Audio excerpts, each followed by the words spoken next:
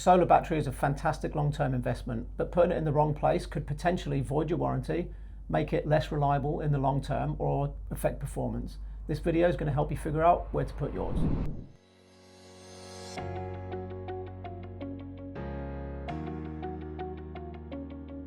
G'day everyone, Dan and Matt here at GI Energy. Today we're talking about locations for batteries.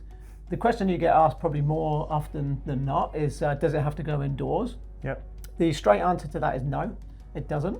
My preference is to put it in a garage if you can, but not always. Obviously there's so many factors there to consider. If you can put it in a garage and the garage is in a relatively cool area in the house, it will age better, usually, or not always, but quite often there's a subboard there that you can connect to. And just being inside means that it's out of the elements. So it's not going to get rained on, it's not going to get too much UV. And if the garage is suitable, then it's my preference. That being said, loads of them go outdoors, and it isn't a problem if you're using the correct battery and it's in the correct position. There are some other considerations there around the clearances. So do you want to talk a bit about that, Matt?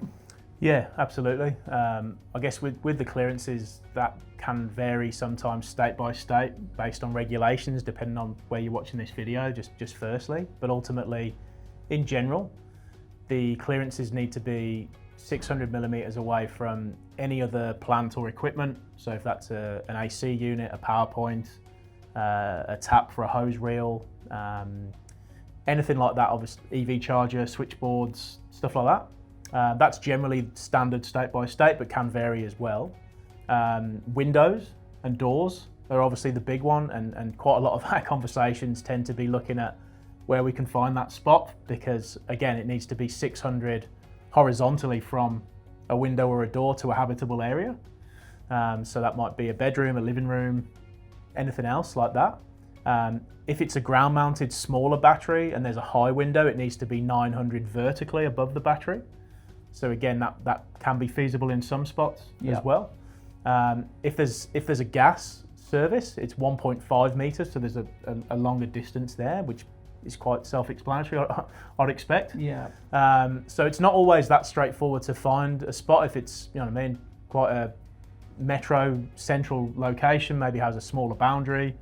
A lot of people have a number of air cons and other equipment and plant now as well. So, as you said before, they can definitely be outside, and a very high number are, mine's outside, but mine's on an eastern wall, and it doesn't really receive any sun because of the neighbour.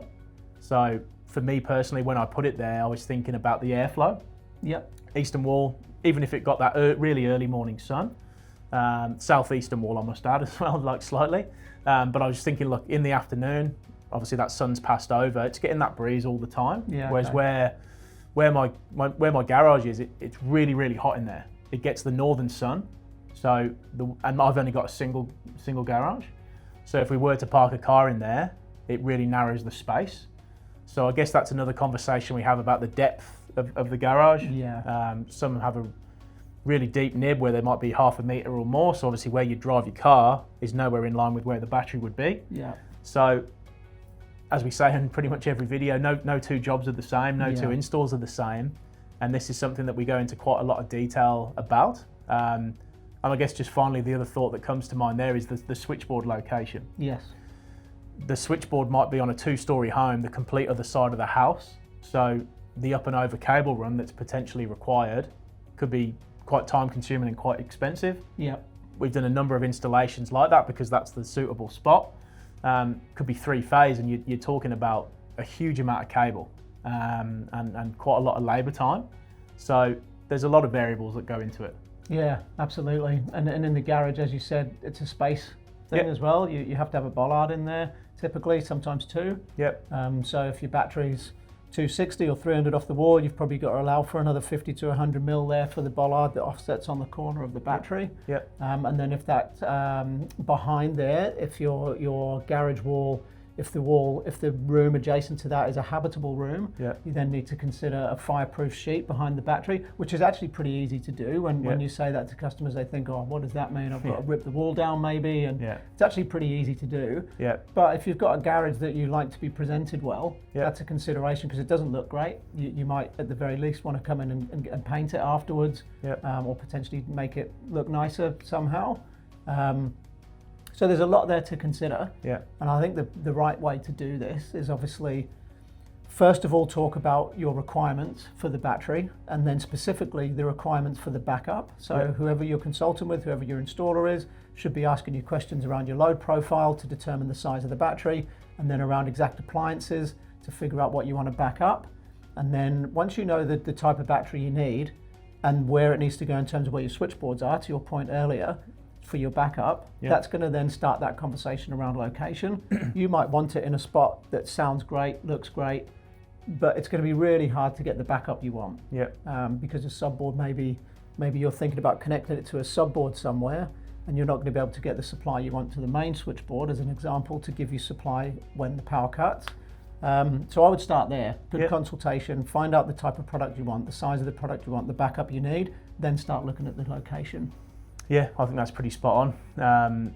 A lot of people ask, if it was outside, can someone just come and pick it up and take it away? And I mean, most of these batteries are pretty heavy. You're a pretty strong bloke.